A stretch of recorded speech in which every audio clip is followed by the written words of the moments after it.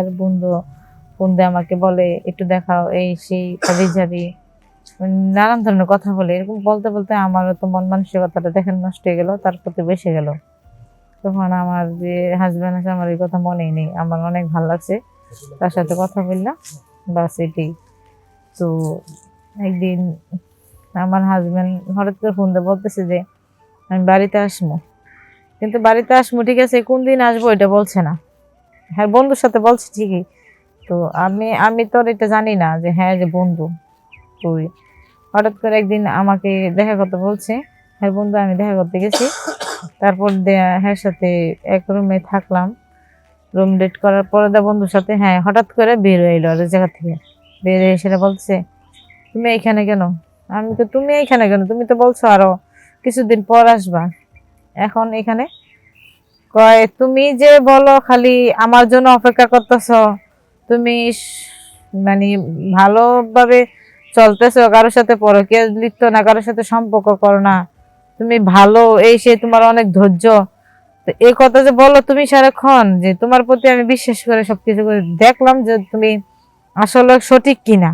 যে এখন দেখতে পারলাম যে আসলে তো তুমি সঠিক না, তুমি আমার পাগল না, ঠিক আছে, তুমি হইছে পরকীয়া লিপ্ত। না হলে তুমি যদি সঠিক থাকতা তাইলে তুমি বলতা যে এই আপনি ফোন দিয়া না, আপনার সাথে কিসের কথা বলবো, আমার হাজবেন্ড আছে। আসলে তুমি এই কথা না বললা, তুমি দেখা গেছে দেখি ওই ছেলের সাথে কথা বলতে বলতে এর সাথে অনেক কিছু করে লেছো। তো তুমি যাতে এর সাথে অনেক কিছু করতে, তুমি যে কোনো মানুষের সাথে কথা বলে, আসলে তো তুমি তো প্রকৃতভাবে আমার মানে বউর যোগ্যতাই নেই তোমার। তোমার প্রতি যে মনটা ছিল, ভালোবাসা ছিল, সবকিছু নষ্ট হয়ে গেছে। আজকে থেকে তোমার সাথে আমার কোনো সম্পর্ক নেই। আসসালামু আলাইকুম। আমি সাদিয়া আক্তার, আমার বাড়ি চট্টগ্রাম।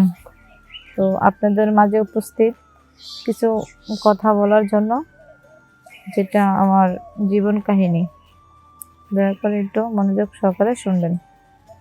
কথাটা হলো যে আমার ফ্যামিলি আমাকে বিয়ে দিছে। বিয়ে দেওয়ার পর মনে করেন আমার হাজবেন্ড অনেক ভালো, আমার সাথে ভালো ব্যবহার করে। আমি আমার হাজবেন্ডকে নিয়ে অনেক হ্যাপি, মানে যখনই যা চাই তাই দেয়, আমাকে অনেক খুশি রাখে। তো এরকম করতে করতে আমাদের অনেক দিন হইলো বিয়ের, প্রায় ৬-৭ মাস হলো। আমার হাজবেন্ড বাহিরে চলে গেল, প্রবাসে। বাইরে চলে যাওয়ার পরে বছর মানে ১ বছর হয়ে গেল আমি তার জন্য অপেক্ষা করতেছি, কিন্তু সে কোনো আসার খবর নেই। তারপর তো হঠাৎ করে দেখলাম যে আমি সঠিক কিনা। আসলে কিন্তু আমি সঠিক, আমি কোনো পরকীয়াতে লিপ্ত হই নাই।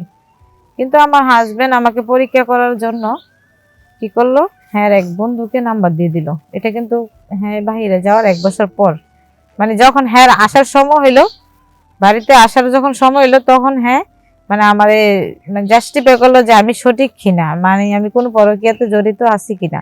তো আসলে আমি সঠিকই, আমি কোনো পরকীয়াতে জড়িত নাই। তো সে এখন বাড়িতে আসবো তো ছুটিতে, তার কারণে হ্যাঁ আমার মানে জাস্টিফাই করতেছে আমি কারোর সাথে রিলেশন আছে কিনা। হ্যাঁ এক বন্ধুরে নাম্বারটা দিছে আমার। দেওয়ার পরে বন্ধু আমার ফোন দিল, বললো যে হাই বেবি, কেমন আছো? আমি তো আপনি কে? বলতেছে যে আমি, তুমি আমাকে চিনবে না, আমি তোমাকে চিনি, আমি তোমাকে অনেক পছন্দ করি, আমি তোমাকে অনেক ভালোবাসি, এই সেই নানান বকচুকর কথা বলতেছে। তো এরকম ১ দিন ২ দিন ৩ দিন অনেক দিন হয়ে গেল, মানে শুধু ফোন দেয়, আমি যদি কথা বলে। তো মেয়ের মন তো বুঝছে না। ১ দিন ২ দিন ৩ দিন ৪ দিন মাথায় আমি কথা বলছি, একটু কথা বলছি হালকা, কিন্তু পরের দিন আবার আবার কথা বলতে মানছি, আরেকদিন কথা বলছি, এভাবে কথা বলতে বলতে অনেক দিন যাবৎ কথা বলতেছি। তো আমাদের মধ্যে অনেক কিছু কথা, অনেক কথাই হইতেছে, মানে অনেক কিছু হইতেছে মোবাইলে। আমি আর জানতাম না যে ওই ওই ছেলেকে যে আমার হাজবেন্ড নাম্বার দিছে আমাকে জাস্টিফাই করার জন্য। আমি ভাবছি ওই ছেলে আমার হয়তো পছন্দ করছে, এই কারণে আমার সাথে কথা বলতে চাইতেছে। তো আমিও তার সাথে কথা বলি ভালো করে, সেই।